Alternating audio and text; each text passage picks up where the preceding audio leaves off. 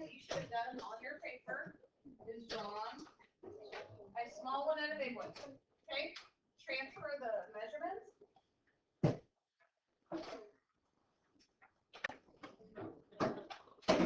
And the question wants to know AC. So I need to wait.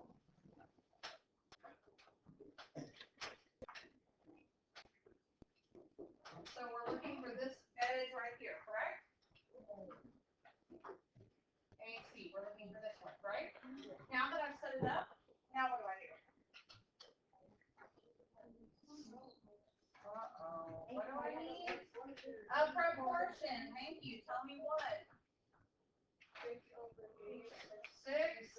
over 8. That's fine, and then what would have to go here? 11.25, because if I started off this one, then that means I have to start on it again, over X. There are more answers that work for this, right? Okay, then what?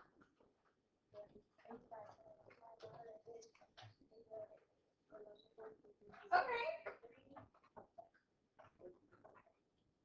Yes, great student of mine. What would be next? So tell us what to do. So you do 6 times X, which is 6. Uh-huh. And then you do 8 times Y. Uh-huh. Which would be, oh no, I got my calculator. 90. I get 90, okay. And then what? You divide by 6, so you get X equals? Perfect. Okay, so that's one way to do it. Did anybody do it a different way? Sammy, what'd you do? I went from 6 to 11.25. Okay, and how did you do that? Times 1.87. But in order to know what it was times, you had to divide these two. So then it would be times 1.875, and then we apply that to 8, right? Times 8, and what do you get? Still 15. Either way, they both work. So feel free to use either way. Yes, sir. I did it a different way. So like I found the relationship between 8 and 6. Okay. And 6 divided by 3 times 4 equals 8. And then I did 11.25 What? divided by Say that again. But how did you get that? Because 6 divided by 3 times 4 is 8. Yeah, but how did you know that? Because 6 divided by 3 is 2 times 4 is 8. yeah. Ah. Okay, so he said 6 divided by 3 times 2. Did y'all see that? Times 4. That's what he totally said. Right? So 6 divided by 3 is 2, and then 2 times 4 is 8. And so, yeah, that seems really easy. Divided by 3 times 4. So let's do that. 11.25 divided by 3 times 4. All right. And you get the award for most creative way to solve that. Good job.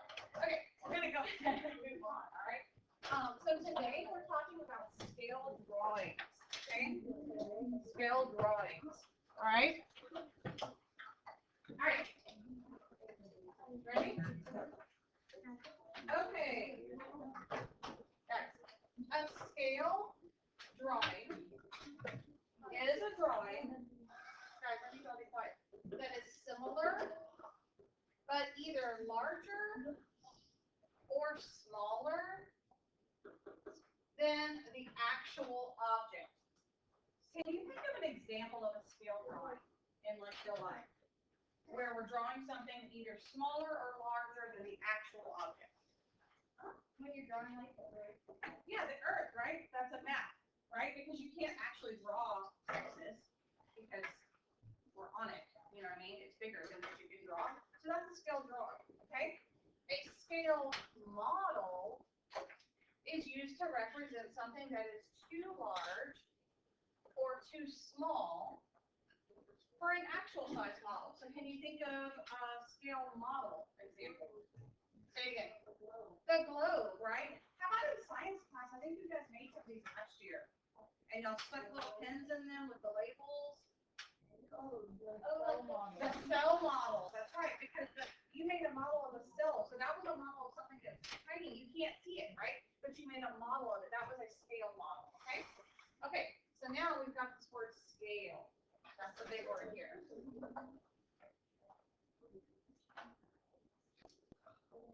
I'm just waiting for y'all to be quiet. On a map, intervals used to the ratio. If I have the word ratio, if I'm writing, you're writing, I'm not sure why you're not writing. If I see the word ratio, that tells you what's going to be involved. What kind of numbers? Proportions and fractions, that's exactly right. Of distance on the map to the actual distance. Okay? And then scale factor, this is another big word, is a scale written as a ratio or fraction in simplest form.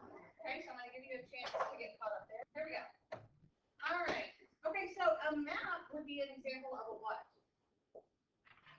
Scale what? Drawing, because it's drawn, right? Scale drawings and scale models are used to represent objects that are too large or too small to be drawn or built to actual size. So we already just talked about that. The what is the ratio that compares the scale drawing to the model? The scale. And then these measurements are, yes, good. They are proportional. Okay, and because they're proportional, then we're going to use a proportion to solve. All right. Okay, so here's our first example. A model of a tree is made using the scale 1 inch equals 10 feet. What is the height of the actual tree if the height of the model is 4 inches? Okay, so they have set it up for you like this. I don't typically draw all those lines, but I usually will put model over actual. You don't have to do it that way as long as you keep like with like. Okay, so it says on the model it's 1 inch equals 10 feet.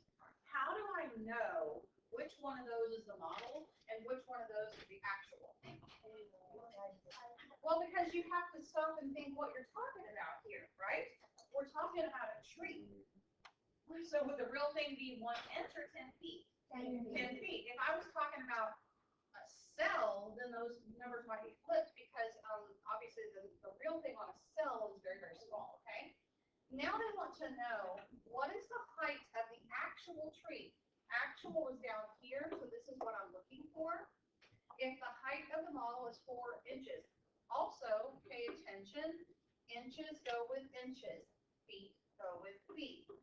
Now, that should help you, I would say, most of the time.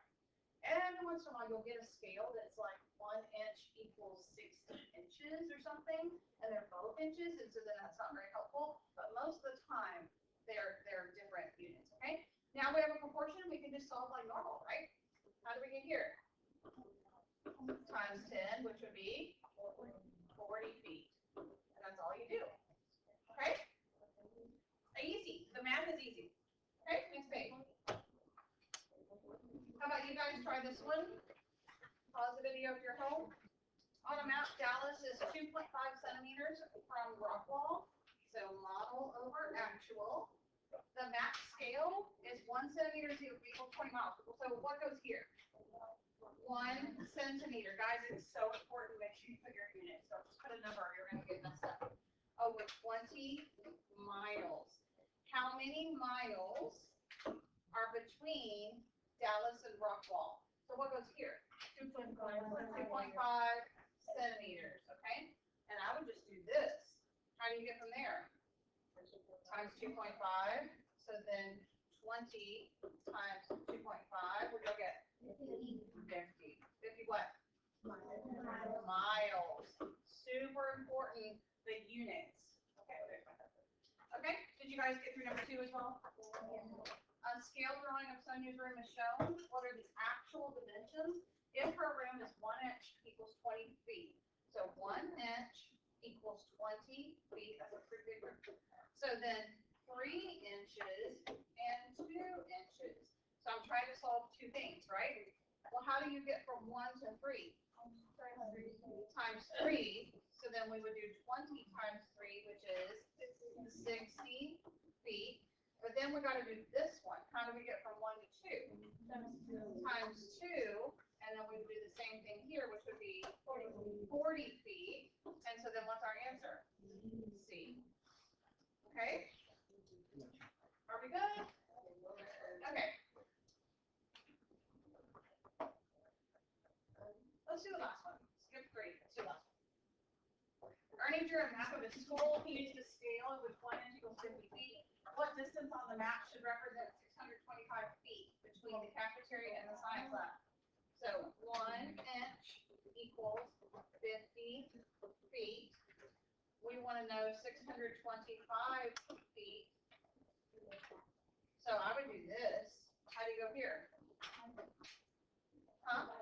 Divide by 50. You see, it's not always multiply, so that's why I wanted to do this one. All right, so then 625 divided by 50, 12.5. Let's see. Okay, is this hard? No. Honestly, if you'll set up your proportions, it should be easy peasy.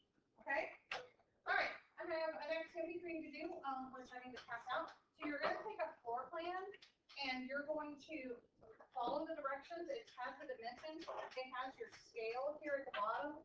These are your answer choices. So if you know that the answer is 8, then I would mark it off. What if you get an answer that's not there? You've done something wrong. That's exactly right. Okay?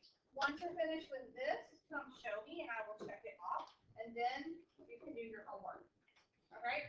If you happen to finish with that as well, what could you work on? Imagine math because it's due today.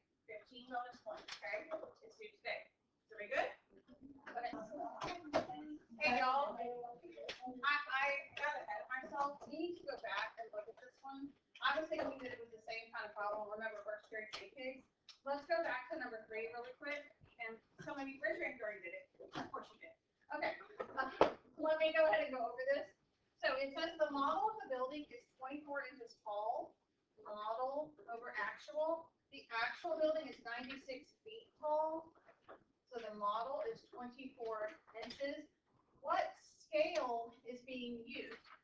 When we have a scale, notice every time it has been something like this. 1 inch equals 50 feet, right? Or 1 inch equals 20 feet. So your answer should be 1 something equals something, right? So what's it going to be? Well, the model is what your 1 is going to be. So 1 inch. Now, how do you get to 1 inch? Divide by 24, and what y'all get? 4 feet. So what is the answer to this question? Good. 1 inch equals 4 feet. You must have all of that in order to be the correct answer. If you were to just put 4 feet, you'd be tapped wrong because a scale has to have both things. Do you understand that?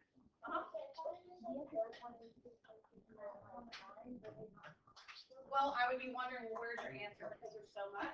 So if that was the case, I would probably circle this, put a check, but then like you didn't quite answer the question. You see what I'm saying? Okay. All right. Now you guys can work.